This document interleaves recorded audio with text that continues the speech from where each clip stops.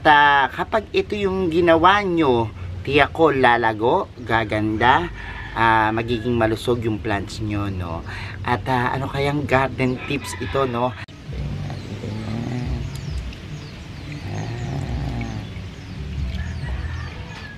Kaya naman effective ito na patayin yung mga fungus, ano? For example, and kapag na-combine po ito dun sa acidic na lupa, ang nangyayari po dyan is makakapag-produce po siya, no, ng carbon dioxide. Hello everyone! This is Sir Misunapi ni Dino Park and Eco Garden, and welcome back sa ating YouTube channel! And for today's video, ano nga ba pag-uusapan natin? Panibagong garden tips po ito, no? At kapag ito yung ginawa nyo, tiyak ko lalago, gaganda, magiging malusog yung plants nyo, no? At ano kayang garden tips ito, no? Ito po, makikita nyo lang sa bahay, ano? Maaaring ginagamit nyo to panglinis, pagluluto, at iba't iba pa, no? Pero ngayon po malalaman nyo yung gamit niya sa halaman. Napakasimple po nito at kayang-kaya nyo itong gawin. Kaya kung ready na kayo mga ka-MDP, tutok lang po.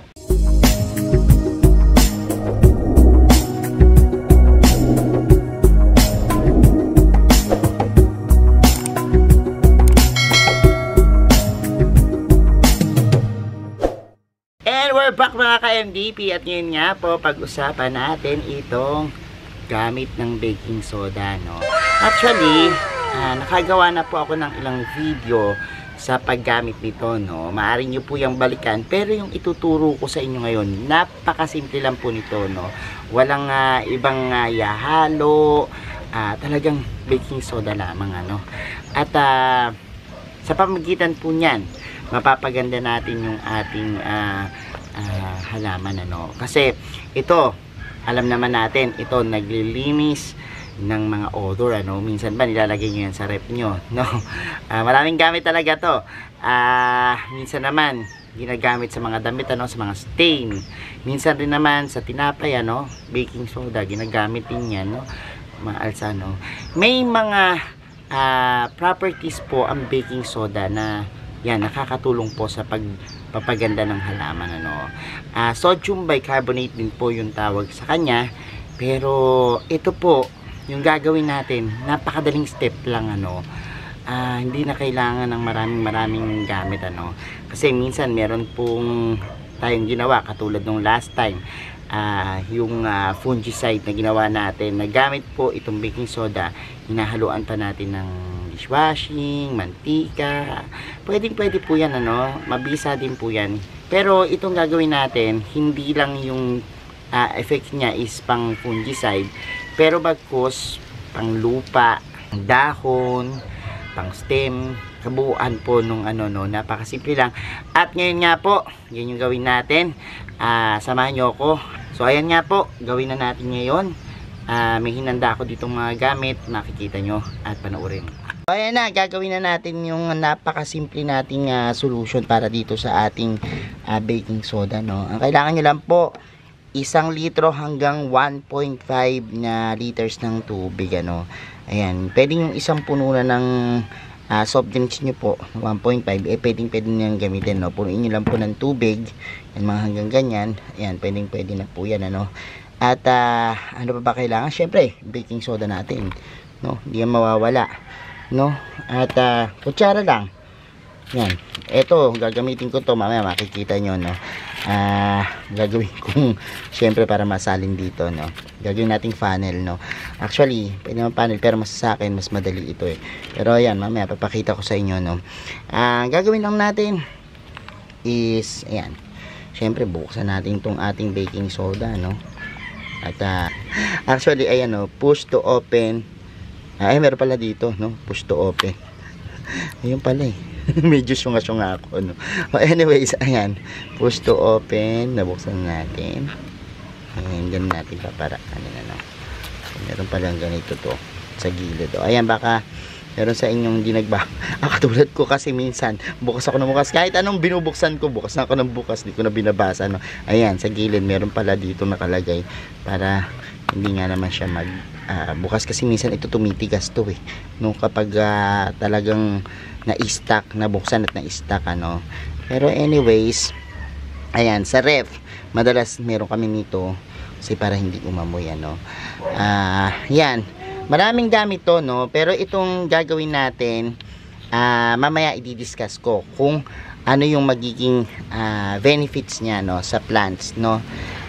Sabi ko nga, ito minsan pwedeng gawing panlinis po ano sa mga tools.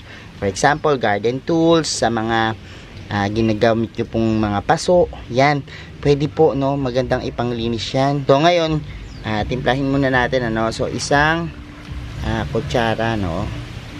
So ayan. So ito yung isang kutsara natin na baking soda no. Tapos gawa tayo nitong parang ito dito. So ayan, eto na yung ating isang kutsara ng baking soda. Ganyan po. Ilalagay nyo lang siya dito no. So ayan. Ito nyo naman. Ganyan lang siya. So ayan yung ginawa kong panel, yung papel. Inano ko lang. Mas ano kasi to, kasi minsan kapag yung funnel nyo medyo basa, dumidikit pa doon, naiiwan.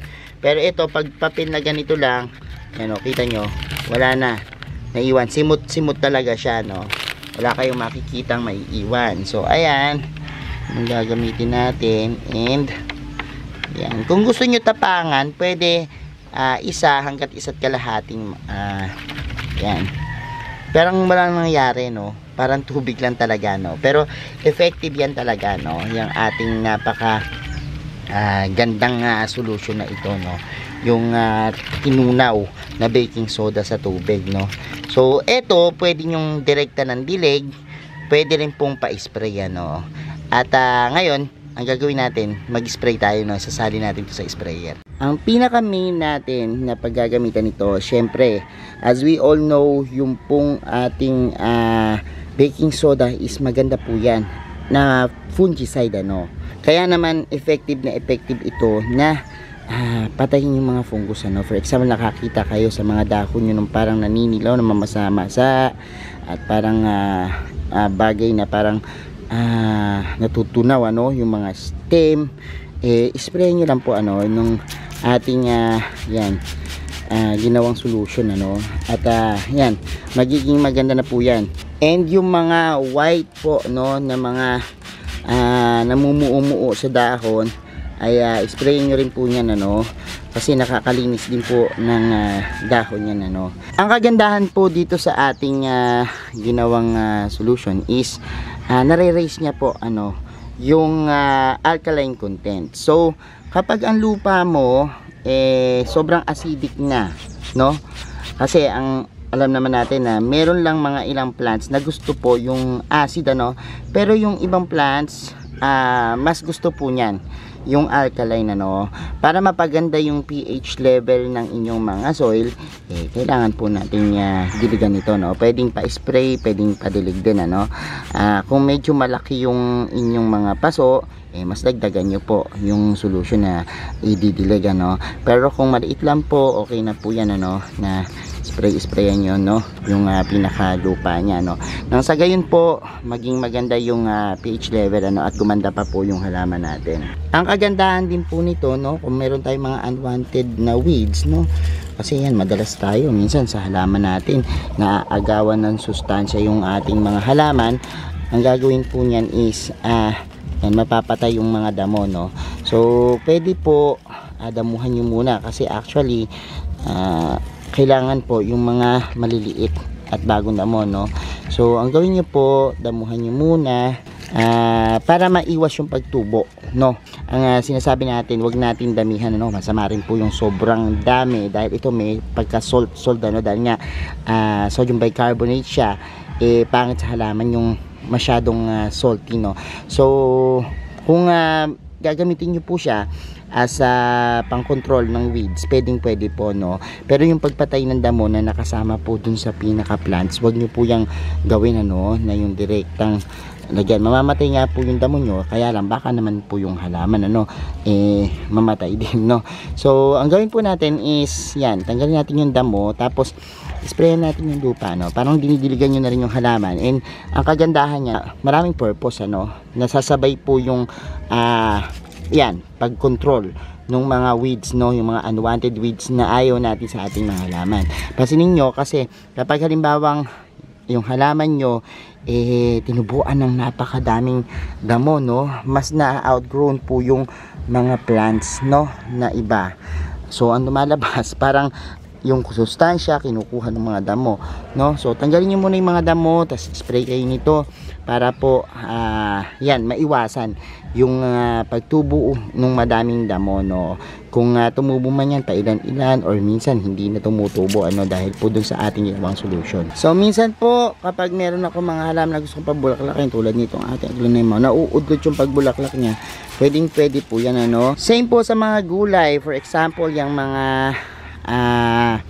tomato nyo na talagang nahihirapan po kayo pabulaklakin, ayan po, maganda po yan, o minsan hindi tumutuloy, sa mga kamatis, talong, yan, para mamulaklak, yan, lagyan nyo po yan, sa mga sili, pwede rin po yan sa iba't ibang klase ng gulay, pwede nyo rin po yan gamitin, yung pang spray po sa kanilang mga dahon at bulaklak. Sa mga rose din po, maganda pong gamitin to. Ayan yung ginagamit ko sa aking mga rose.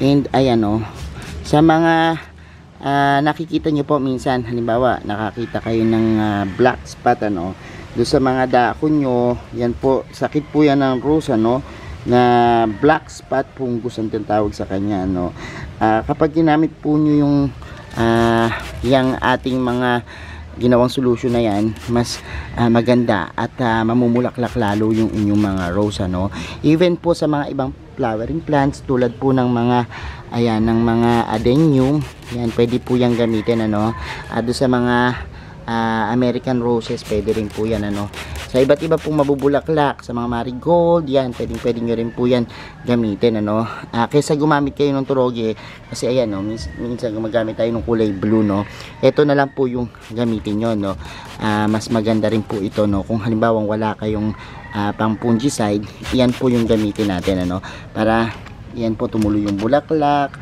mawala yung mga black spot, tsaka yung mga butas-butas sa dahon, kasi ito po nagre-repel din po yan ng mga insect, yung mga insektong kumakain ng dahon, mga insekto po na pakalat-kalat dyan sa inyong mga halaman, So sa mga cactus din po natin, pwede yung gamitin and succulents, kaya lang ingat lang po, spray lang tayo, mahirap yung ma-overwater tayo sa mga cactus and succulents natin. Pero sabi ko nga sa inyo, ito pwede rin po, sa mga insect, sa mga powdery mildew, yung mga parang nagpa-powder sa mga aphids, sa mealybugs, pwede po yan. Kaya lang po yung ganito natin kailangan nating haluan. Meron po akong ginawang video before, yung paghahalo po ng isang kutsara. So ito na lang, yung hinalo nyo na yan, dadagdagan nyo na lang po ng isang kutsarang dishwashing, tsaka isang kutsarang cooking oil.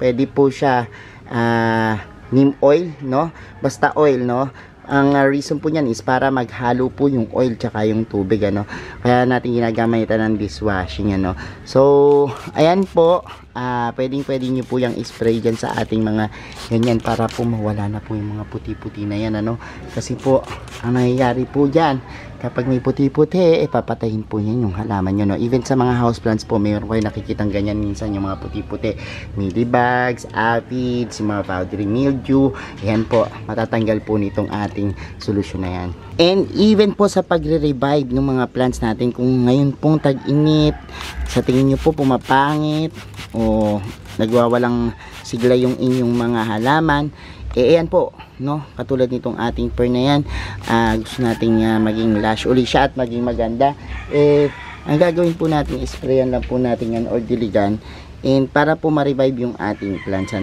at dahil po alam naman natin itong baking soda ginagamit rin sa pag-treat ng sunburn, kaya po ngayong tag-init, pwede po yan, na ilagay natin. And paano nga ba ang paggamit nito? Pero dapat po may tandaan din tayo, no, sa pagdidilig, ano, kailan ba dapat dilig to o ilang beses ba, no. So once a month lang po ang pagdidilig nito, no, nung ating ginawang solution, ano. At wag pong sobra-sobra, sabi ko nga sa inyo, kapag sobra-sobra yan, masama naman po, ano. Kaya kung magdidilig po tayo, talaga pong dapat kontrolado lang. 1 month lang po pwedeng gamitin, ano. Tatanong na naman ng iba dyan, sasabihin, paano po kung halimbawa araw-araw dinidiligan, ano, talagang uhaw na halaman bago madilig kung 1 month. Syempre po, ito po gagamitin nyo lang po isang beses ang buwan, tapos yung mga susunod na pagdidilig, yung mga interval na pagdidilig, normal watering na po, ano, kung ano po yung ginagamit nyo o usual na ginagamit nyo sa pagdidilig, regular na tubig, yun po, ano. And anong oras nga ba dapat idilig ito? Hapon po, ano, kasi meron pong mga halaman na sobrang sensitive, ano. Kapag halimbawa pong yung solution natin natapatan ng araw, no, maaari pong madamage yung dahon. Pero seldom ko lang naman yan ma-experience, ano, dito sa baking soda, unlike sa ibang mga hinahalo-halo, ano.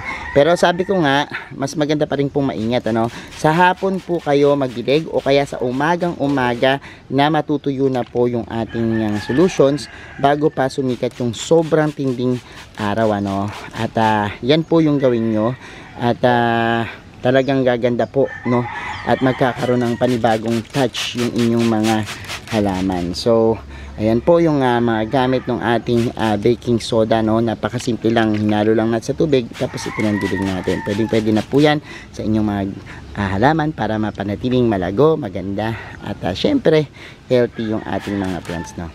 So ayan mga ka-MDP, napanood nyo na yung ating vlog for today, and I hope meron kayong natutunan dyan, ano. Simpleng bagay lang naman na maaari nating makita sa ating kusina na pwede nating gamitin sa ating mga paghahalaman, ano. Thank you so much sa lahat na nag-like, nag-share at nag-comment sa ating mga video, at sa mga hindi pa po nagsasubscribe sa ating YouTube channel, kung bet na bet nyo po ganitong usapan, plants and gardening, mag-subscribe na po kayo, no. Huwag nyo kalimutang i-hit yung notification bell para laging updated sa aming latest uploads, pati po sa iba't iba nating social media accounts, sa ating TikTok, Instagram, Facebook pages. Search nyo lang po Hermy Sunao or Mini Dino Park na Eco Garden, makikita nyo na yan. Salamat ang maraming mga ka-MTP, and this is Hermy Sunao nagsasabi sa inyo ng happy planting. Bye bye.